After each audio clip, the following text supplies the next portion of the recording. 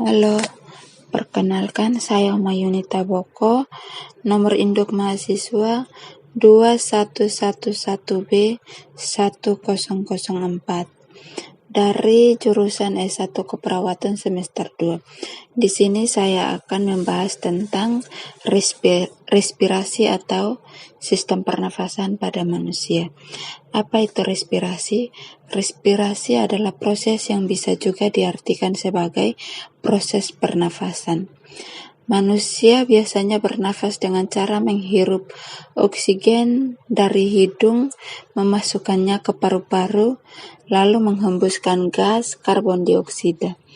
Pernafasan ini biasanya disebut dengan pernafasan eksternal. Yang pertama, saya akan membahas tentang hidung. Udara pertama kali masuk ke dalam saluran pernafasan melalui lubang hidung dengan mekanisme inspirasi. Di rongga hidung, udara kemudian disaring oleh rambut-rambut hidung dari partikel-partikel debu yang menyertai udara masuk. Udara juga akan dihangatkan dan akan dilembabkan sesuai dengan suhu tubuh. Setelah rongga hidung, udara selanjutnya mengarah ke faring, yaitu persilangan jalur udara dan jalur makanan bertemu. Pada faring ini adalah tempat yang dilalui udara, pernafasan, dan makanan yang berasal dari mulut. Setelah melalui faring, udara akan memasuki laring. Di belakang lidah dan di depan laring terdapat epiglotis yang berfungsi mengatur masuknya udara dan makanan ke salurannya masing-masing. Ketika makanan ditelan, laring bergerak ke atas dan mendorong epiglotis sehingga menutupi glotis. Glotis ini adalah bukaan trakea atau tenggorokan. Hal ini memungkinkan makanan menuruni esofagus menuju ke lambung.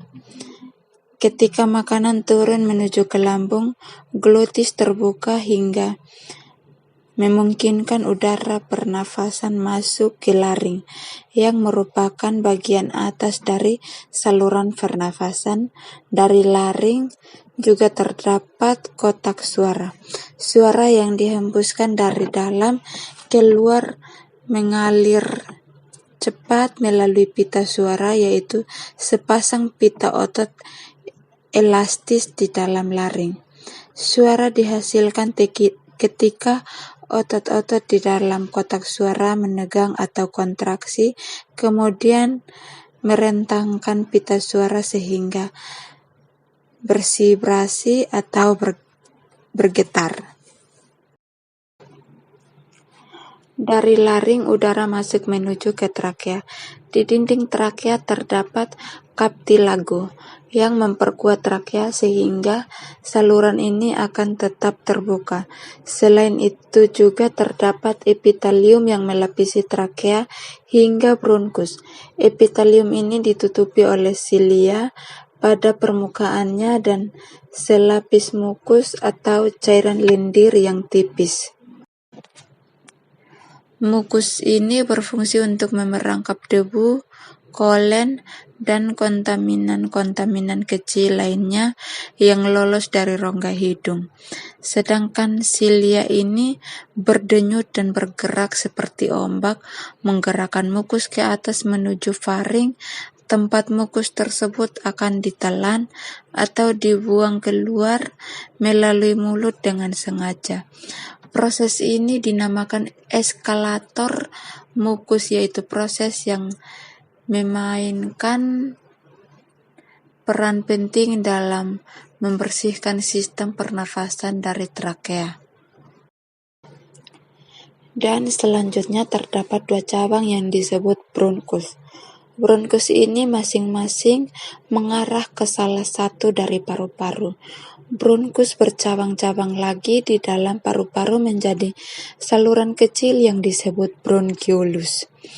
Udara kemudian memasuki alveoli Kumpulan dari alveoli disebut alveolus, yang merupakan kantong udara di ujung bronkiolus. Oksigen dari udara yang memasuki alveoli akan terlarut di dalam selaput lembab yang melapisi permukaan dalam alveoli dan kemudian akan berdifusi dengan cepat melintasi epitelium ke dalam kapiler darah yang mengelilingi setiap alveoli, sedangkan dalam arah yang berlawanan karbon dioksida berdifusi dari kapiler darah melintasi epitelium alveoli dan menuju ke rongga udara untuk dikeluarkan keluar tubuh melalui mekanisme ekspirasi.